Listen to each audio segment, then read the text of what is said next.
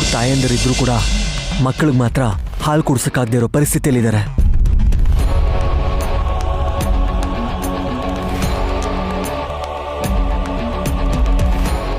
ಅದಕ್ಕೆ ವಿಶಾಲಾಕ್ಷಮ್ಮನವರೇ ಬರಬೇಕು ಅಂತಿರೋದು. ನೈನಿ, ದಯೆ ತೋರ್ಸೋ ತಾಯಿನ ಮನ್ಸಾರೆ ಬೇಡ್ಕೋ. ವರ ಕೊಡಿ ಅಂತ ಏನು ಬೇಡ್ಕೋಬೇಕಾಗಿಲ್ಲ ಮಾತೆ. ಚಿಕ್ಕ ಮಕ್ಕಳಿಗೆ ಹಸು ನೀಗ್ಸಿ ಅಂತ ಹೇಳಿ ಬೇಡ್ಕೊಳ್ಳಿ.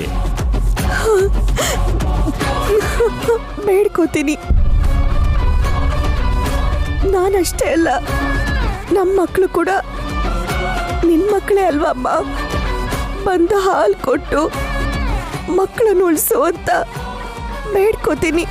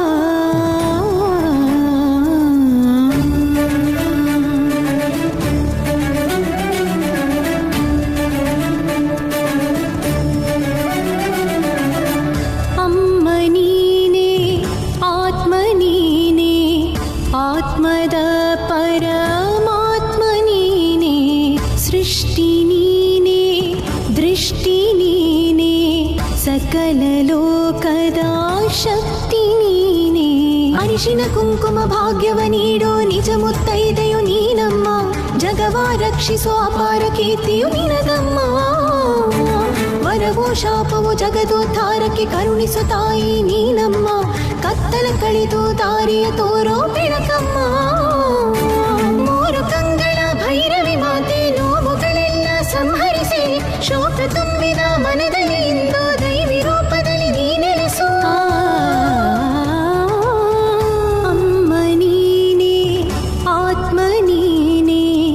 ಆತ್ಮದ ಪರಮಾತ್ಮ ನೀನೇ.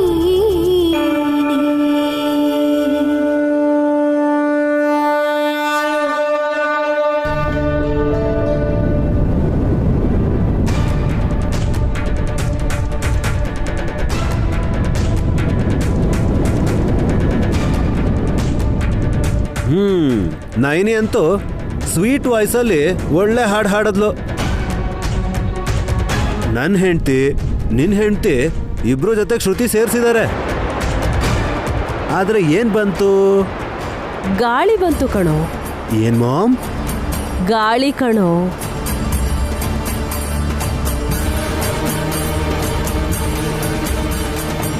ಕರ್ಟನ್ಸ್ ಹಾರ್ತಾ ಇದೆ. ಬಿಡಿ ಹೂಗಳು ಚದ್ರಿ ಹೋಗ್ತಿವೆ ಹೊರತು ಅಮ್ನೋರ್ ಮಾತ್ರ ಬರ್ತಾ ಇಲ್ಲ.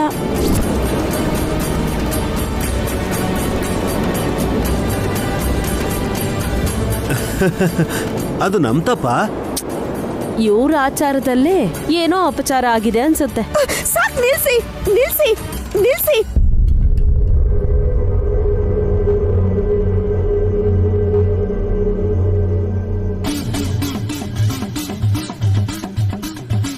ಯಾರು ಮಾತಾಡ್ದೆ ಬರ್ತಿರೋ ಶಬ್ದನ್ ಕೇಳಿಸ್ಕೊಳ್ಳಿ.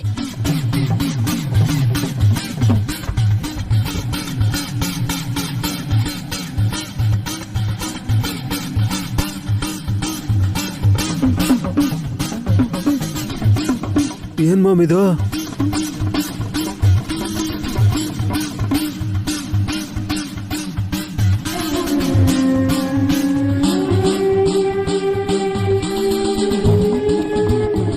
ಡಮ್ಮೋ ಡಮ್ಮ. ಡಮರುಗ ಮೊಳಗ್ತಾ ಇರೋ ಶಬ್ದ ಬರ್ತಾ ಇದೆ ಅಂದ್ರೆ ಮಾತೆ ಬರ್ತಾ ಇದ್ದಾಳೆ ಅಂತ ಅರ್ಥ.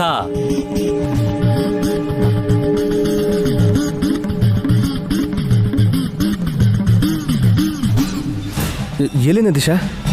ಅಲ್ಲಿ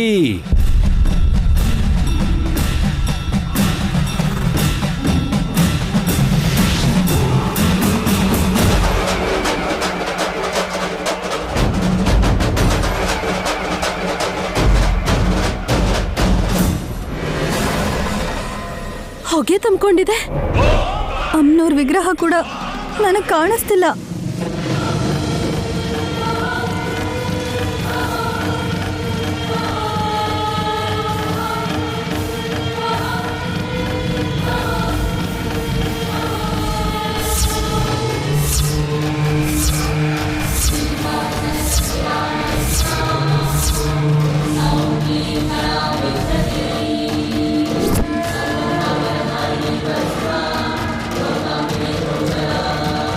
ವಿಶಾಲಾಕ್ಷಮ್ಮ ತಾಯಿ,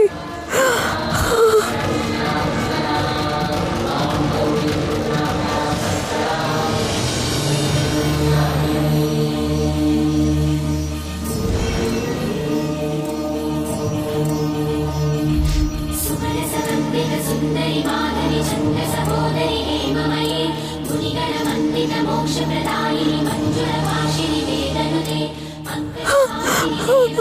ಅಮ್ಮ, ಗುಣವರ್ಷಿಣಿ ಶಾಂತಿಯುತೆ ಜಯ ಜಯ ಹೇ ಮಧುಸೂದನ ಕಾಮಿನಿ ಆದಿ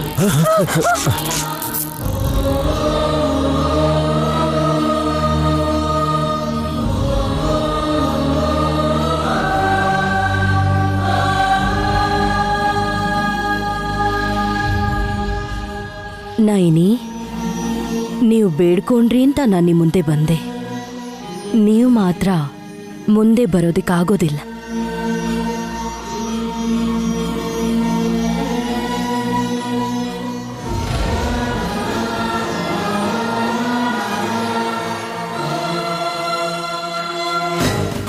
ಅಮ್ಮ,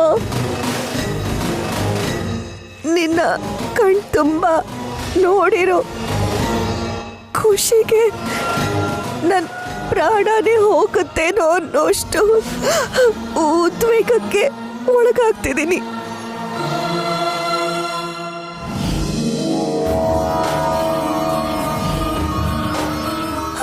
ಇದು ಕನ್ಸ ನಿಜನ ಗೊತ್ತಾಗ್ತಿಲ್ಲಮ್ಮ.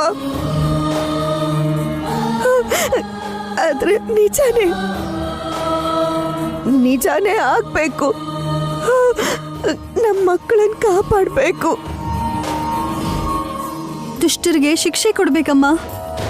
ನಮ್ಮ ಮಕ್ಕಳಿಗೆ ಹೀಗಾಗಕ್ಕೆ ಯಾರೇ ಕಾರಣ ಆಗಿದ್ರು ಅವ್ರ ಬಲಿ ತಗೊಂಡ್ಬಿಡು ತಾಯಿ.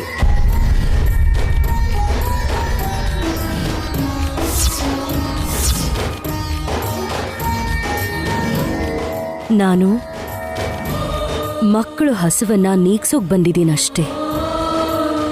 ತನ್ನ ಸ್ವಾರ್ಥನ ನೀಗಿಸ್ಕೋಬೇಕು ಅನ್ಕೊಳ್ಳೋ ಪಾಪಿಗಳು ಎಷ್ಟೇ ಜನ ಇದ್ರೂ ಅವ್ರಿಗೆ ತಕ್ಷಾಸ್ತಿ ಆಗುತ್ತೆ.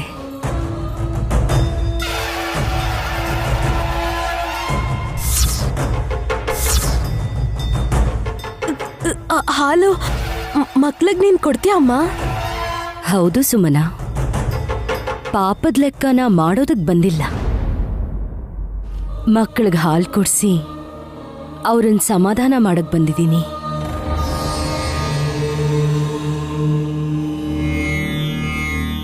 ಅಮ್ಮ, ನಿನ್ನ ಹೀಗೆ ನೋಡ್ತಿದ್ರೆ ಕಣ್ಮಿಟಕ್ಸೋದಕ್ಕೆ ಆಗ್ತಾ ಇಲ್ಲ. ಅದು ನನಗೆ ಬಾಯಿಂದ ಸರಿಯಾಗಿ ಮಾತೇ ಬರ್ತಾ ಇಲ್ಲ. ಸಾಕಮ್ಮ, ಸಾಕು. ಈ ಜನ್ಮಕ್ಕೆ ಇಷ್ಟು ಸಾಕು. ನಿನ್ನ ಪ್ರತ್ಯಕ್ಷವಾಗಿ ನೋಡ್ದಂಗಾಯ್ತು. ನಾನೇ ಇಲ್ಲಿಗೆ ಬಂದಿದ್ರು ನಿಮ್ಮಮ್ಮ ಯಾಕೇನೂ ಮಾತಾಡ್ತಿಲ್ವಲ್ಲ? ಅವರಿಬ್ಬರಿಗೆ ಎದೆ ಬಡಿತಾನೆ ನಿಂತು ಹೋಯ್ತು ಅನ್ಸತ್ತಮ್ಮ.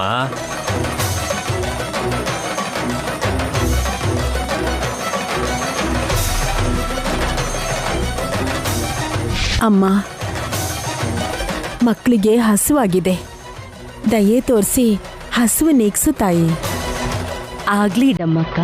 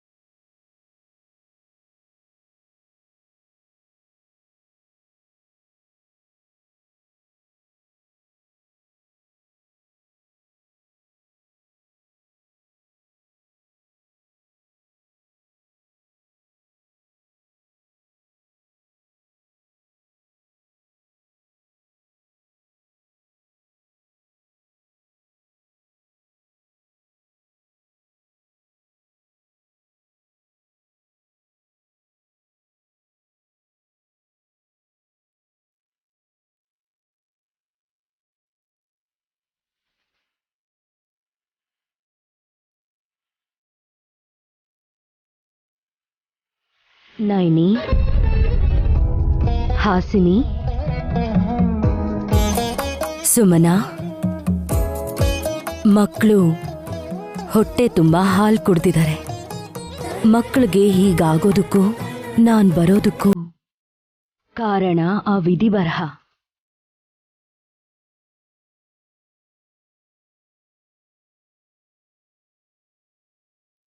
ಅದನ್ನ ತಪ್ಸಕ್ಕಾಗೋದಿಲ್ಲ. ಆಹಾರ ಸಿಗ್ಬೇಕು ಅಂದ್ರು, ಸಂಹಾರ ನಡಿಬೇಕು ಅಂದ್ರು ಆ ವಿಧಿನೇ ಅನುಸರಿಸ್ಬೇಕು. ಅಮ್ಮ ಜಗನ್ಮಾತೆ, ಆ ತ್ರಿಮೂರ್ತಿಗಳೇ ನಿನ್ನನ್ನು ಪೂಜಿಸ್ತಾರಮ್ಮ. ನಿನ್ನ ಪಾದ ಪದ್ಮಗಳಿಂದ ಮೂಡಿರೋಂಥ ಒಂದು ಬೆವರಿನ ಹನಿಯಿಂದ ಆ ಬ್ರಹ್ಮದೇವ ಈ ಇಡೀ ಜಗತ್ತನ್ನೇ ಸೃಷ್ಟಿ ಮಾಡ್ದ ಅಂತಾರೆ.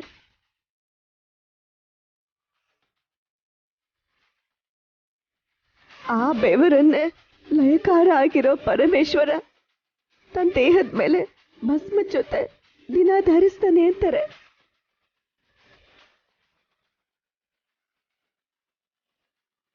ಆ ಬೆವರನ್ನೇ ಮಹಾವಿಷ್ಣು ಕೂಡ ಕಷ್ಟದಿಂದ ಹೊರ್ತಾನಂತೆ. ನಿನ್ ಶಕ್ತಿ ಅಂತಿಂತದಲ್ಲಮ್ಮ. ಮಹಾವಿದ್ಯಾ ಸ್ವರೂಪಿಣಿ, ಸರ್ವ ಶುಭಂಕರಿ, ಮಂಗಳ ಸ್ವರೂಪಿಣಿ, ಪರಾಶಕ್ತಿ. ಸೂರ್ಯೋದಯಕ್ಕೆ ದುರ್ಗಾಂಶದಲ್ಲಿ, ಮಧ್ಯಾಹ್ನಕ್ಕೆ ಲಕ್ಷ್ಮೀ ಸ್ವರೂಪದಲ್ಲಿ, ಸಾಯಂಕಾಲ ಸಾಕ್ಷಾತ್ ಸರಸ್ವತಿ ಆಗ್ತೀಯ. ಎಲ್ಲ ನೀನೇ ಅಂತ ತಿಳ್ಕೊಂಡ್ರೆ ಸಾಕು ತಾಯಿ.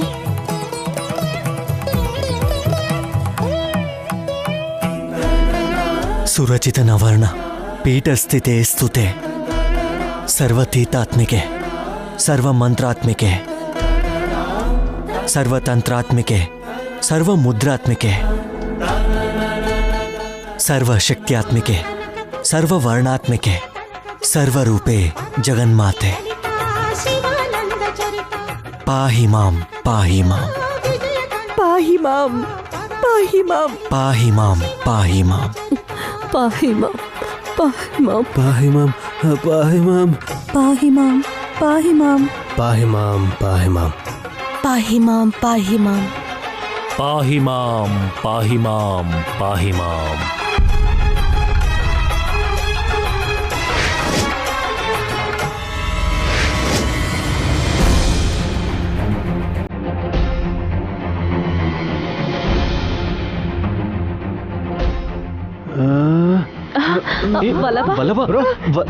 ಏನಾಯ್ತು?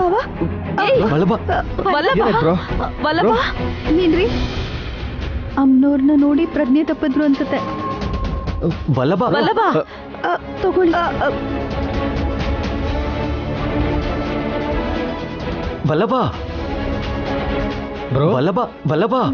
ಏನಾಯ್ತು? ಹೇಳಿ.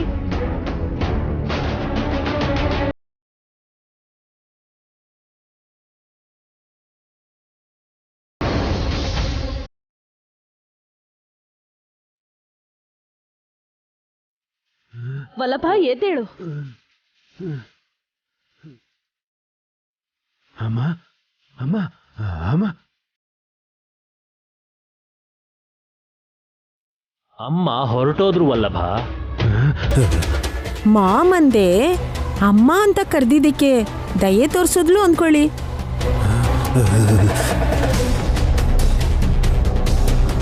ನೀವು ಹದ್ಬಸ್ತಲ್ಲಿದ್ರೆ ಒಳ್ಳೇದು ಅಂತ ಅರ್ಥ.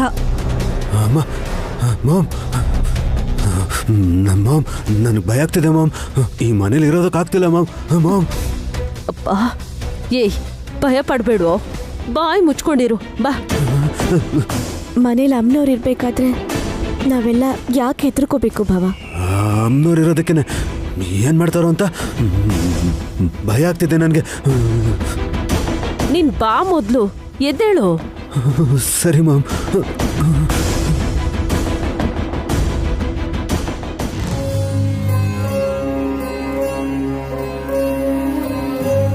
ಹೋದ ಜನ್ಮದಲ್ಲಿ ಎಷ್ಟು ಪುಣ್ಯ ಮಾಡಿದ್ವೋ ನಾವು. ಇವಾಗ ಅಮ್ಮನವ್ರ ದರ್ಶನ ಆಯಿತು.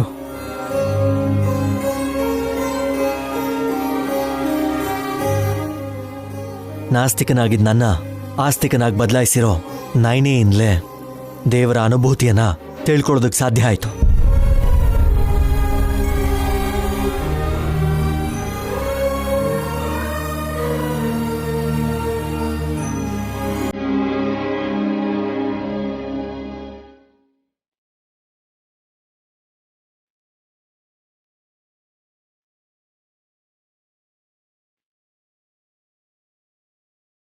ಅಯ್ಯ ಅಮ್ಮನವ್ರನ್ನ ನೋಡಿದ್ವಿ ಅಂದ್ರೆ 2 ಕೈ ಎತ್ತಿ ಕೈ ಮುಗಿತಾ ಇದಾರಲ್ಲ ಮಾಮ್ ಈ ಸ್ವಾಮಿಗಳು. ಒಂದ್ ನಿಮಿಷ ಸುಮ್ನಿರೋ. ಸ್ವಾಮಿ, ಅಖಂಡ ಸ್ವಾಮಿ.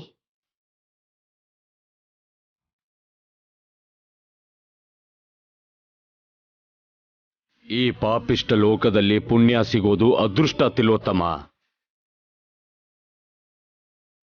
ಎಷ್ಟೇ ಘೋರವಾದ ತಪಸ್ಸನ್ನು ಮಾಡಿದರೂ ಕೂಡ ಅಮ್ಮನವರು ಪ್ರತ್ಯಕ್ಷ ಆಗೋದಿಲ್ಲ. 100 ವರ್ಷ ಬದುಕದೆ ಕಷ್ಟ ಅಲ್ವಾ ಸ್ವಾಮಿ? ನೀವೇನ್ ಹೀಗೆ ಹೇಳ್ತಿದ್ದೀರಾ? ಮೂರ್ಖ!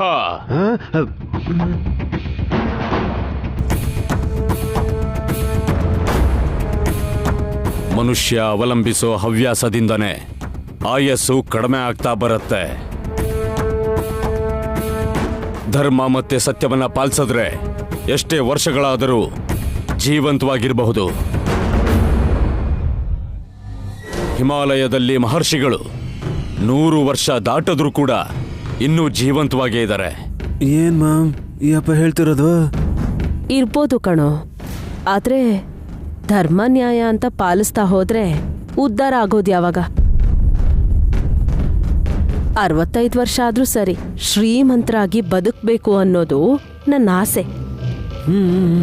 ಎಳೆ ಮಕ್ಕಳಿಗೆ ಹಾಲು ಕುಡಿದಿರೋ ಹಂಗ್ ಮಾಡಿದ್ದಕ್ಕೆ ಅಮ್ಮನವರು ನಿಮ್ಮನ್ನ ಬಲಿ ತಗೋಬಹುದಿತ್ತು. ಅಮ್ಮ, ನಾನ್ ನೋಡಿ ಪ್ರಜ್ಞೆ ತಪ್ಪಿದ್ದೆ ಒಳ್ಳೇದಾಯ್ತು. ಇಲ್ಲ ಅಂದಿದ್ರೆ ಅಮ್ಮನವ್ರು ನನ್ನ ನುಂಗ್ಬಿಡ್ತಾ ಇದ್ರೇನೋ. ಹಾಲು ಕೊಡೋದಿಕ್ಕೆ ಅಂತ ಬಂದ ತಾಯಿ ರಕ್ತ ಹರಿಸಬಾರ್ದು ಅನ್ನೋ ಕಾರಣಕ್ಕೆ ನೀವಿಬ್ರು ಇನ್ನೂ ಜೀವಂತವಾಗಿ ಇದ್ದೀರಾ ತಿಲೋತ್ತಮ.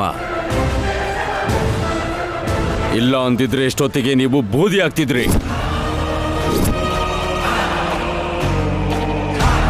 ಏನೋ ಗೊತ್ತಿಲ್ಲ ಸ್ವಾಮಿ, ಪಾಪ ಮಾಡಿದ್ರು ಕೂಡ ಪುಣ್ಯ ಸಂಪಾದನೆ ಮಾಡ್ಕೊಂಡಂಗ ಆಯ್ತು.